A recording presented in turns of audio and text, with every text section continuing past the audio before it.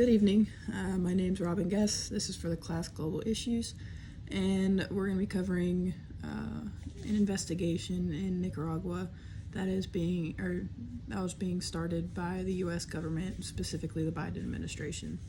So basically, this article is labeled "U.S. officials to investigate labor and human rights abuses in Nicaragua," and to summarize it, it pretty much states that the Biden administration started an investigation into labor and human rights violations in Nicaragua that mainly focuses on President Daniel Ortega's government, where there's multiple reports of repression affecting workers, fair competition, and regional stability.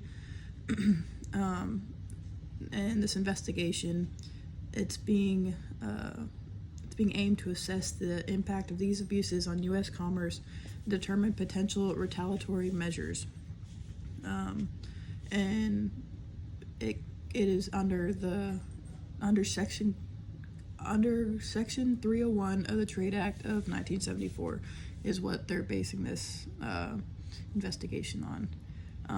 It highlights concerns with the labor rights, and the U.S.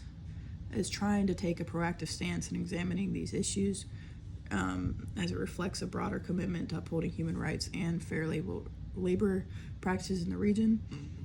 The outcome of this investigation could have substantial implications for U.S.-Nicaragua trade relations and may influence future policies aimed at promoting ethical labor standards in Central America. So basically it's saying that if we want to keep trade going with Nicaragua, then we need to look into how their laborers are being treated, how they're being paid, and if their government is corrupt or not. Because if they are, and people are getting paid unfairly, then the U.S. government isn't going to want to buy from them, because we don't want to be a part of blood money, I guess you could call it.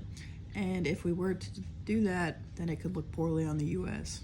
But this way, if they're able to shut it down before it gets too bad, or if it has been happening for too long, then we can cut off trade with Nicaragua and look for trade elsewhere. And if we don't look for trade elsewhere, then other countries can look at us and not want to trade with us. So we need to pretty much cut the bad apple away to keep all the good apples, so to speak. And the Biden administration is trying to get that settled. So this article that was published back in December goes over that pretty much. So, yeah.